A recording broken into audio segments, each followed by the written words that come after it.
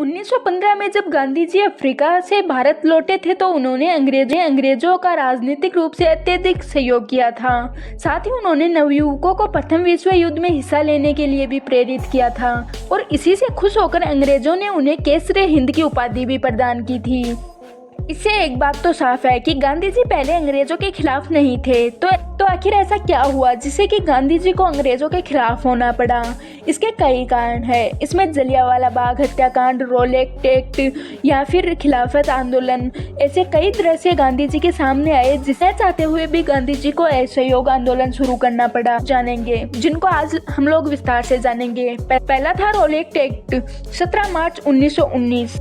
पंजाब में हो रहे राष्ट्रवादी गतिविधियों को रोकने के लिए 3 व्यक्तियों की बैठक में रोलेक्ट एक्ट को पारित किया था, जिसके अंतर्गत किसी भी मुकदमे को बिना चलाए अनिश्चित समय के लिए व्यक्ति को नजरबंद किया जा सकता है।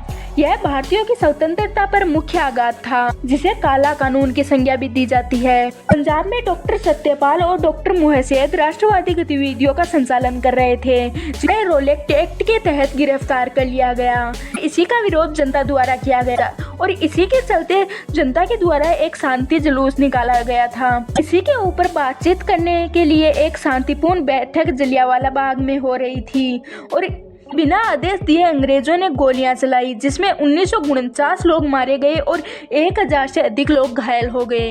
तीसरा था खिलाफत आंदोलन, 1920।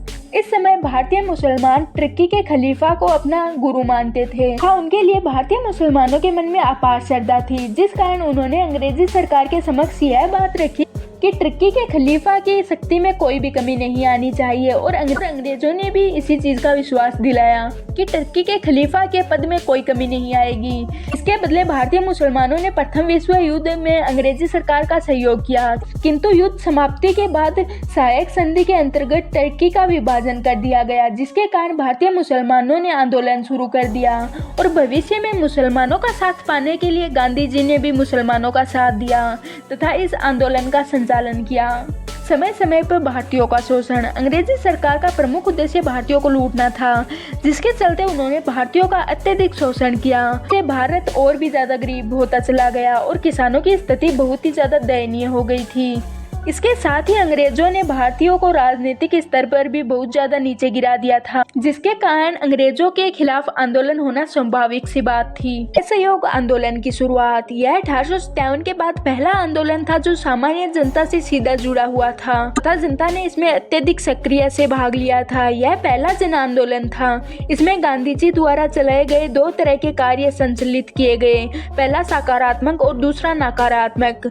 सकारात्मक, इसमें भारतीय स्कूल कॉलेज खोले गए, साथ ही लोगों को स्वदेशी चीजों को अपनाने के लिए प्रोत्साहित किया गया। ये थे सकारात्मक कार्य। अब हम बात करेंगे नकारात्मक कार्यों की। इसके अंतर्गत अंग्रेजी कॉलेजों, स्कूलों का बहिष्कार किया गया। गांधी जी ने अंग्रेजों द्वारा उन्हें दी गई उपाधि केसरी हिंद का त्याग कर दिया। उसके साथ ही लाखों वकीलों ने अपना पद त्याग दिया। बच्चों ने कॉलेज का बहिष्कार किया तथा अंग्रेजी सरकार के साथ असहयोग का रवैया अपनाया गया। उसी वक्त जब ब्रिटेन के प्रिंस ऑफ मुंबई पहुंचे तो उनका सम्मान हड़तालों द्वारा किया गया तथा पूरी मुंबई वीरान दिखाई पड़ी। इससे दुखी होकर सरकार ने दमनकारी नीति को अपनाया। अभी गांधी जी ने एक अल्टीमेटम जारी किया, जिसमें लिखा गया कि अगर आप 1 हफ्ते के अंतर्गत अंग्रेजी सरकार ने इस दमनकारी नीति को नहीं त्यागा तो एक वृहद असहयोग आंदोलन होगा। इसके अंदर कर न देना भी शामिल होगा। यह अवधि समाप्त होती इससे पहले ही एक दुखद घटना घटी, चौरी चौरा कांड। चौरी चौरा नामक स्थान पर लोग सामान्य जुलूस निकाल रहे थे, जिस पर सरकारी पुलिस वालों ने लोगों पर लाठी चलाना शुरू कर दिया, जिससे उत्तेजित भीड़ ने पुलिस थाने में आग लगा दी, जिसमें 21 पुलिस वाले मारे गए। अहिंसक गांधी ने जब ऐसा हिंसात्मक कार्य देखा तो आंदोलन समाप्त करने का ऐलान कर दिया। हालांकि इसमें गलती अंग्रेजों की ही थी। भारतीय तो सिर्फ सामान्य जुलूस निकाल रहे थे और इस पर गांधी जी का असहयोग आंदोलन बंद करना एक बालक की सोच को दिखाता है, क्योंकि इस समय यह आंदोलन अपने चरमोत्सव पर था। और आपको बता दूं कि भगत सिंह जो कि 14 साल के थे, उन्होंने भी इस असहयोग आंदोलन में भाग लिया था। बहुत से लोग सोचते हैं कि भगत सिंह गांधी जी की रिस्पेक्ट नहीं करते थे, लेकिन ऐसा नहीं था।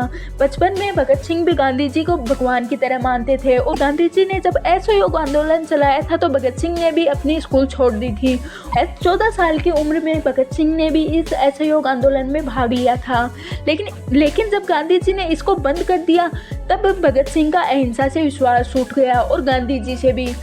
इससे भारतीयों में एक मातम सा छा गया था, क्योंकि बहुत से वकीलों ने अपने पद छोड़ दिए थे, बहुत से छात्रों ने अपनी स्कूल छोड़ दी थी। ऐसे बहुत से कार्य हुए थे जिस कारण लोगों का गांधी जी से विश्वास उठने लग गया था। लेकिन गांधी जी ने जिस तरह से इस आंदोलन को बंद किया था वह एक बालक की सोच को दिखाता है, क्योंकि चोरी चोरा कांड के लिए अंग्रेज भी उतने ही जिम्मेदार थे। अगर यह आंदोलन 1 साल भी इस तरह से चलता रहता तो अंग्रेजों को भारतीयों के सामने घुटने जरूर टेकने पड़ते और हमारा भारत जल्दी आज़ाद हो गया होता। लेकिन गांधी जी की मूर्खता के कारण ऐसा नहीं हो पाया।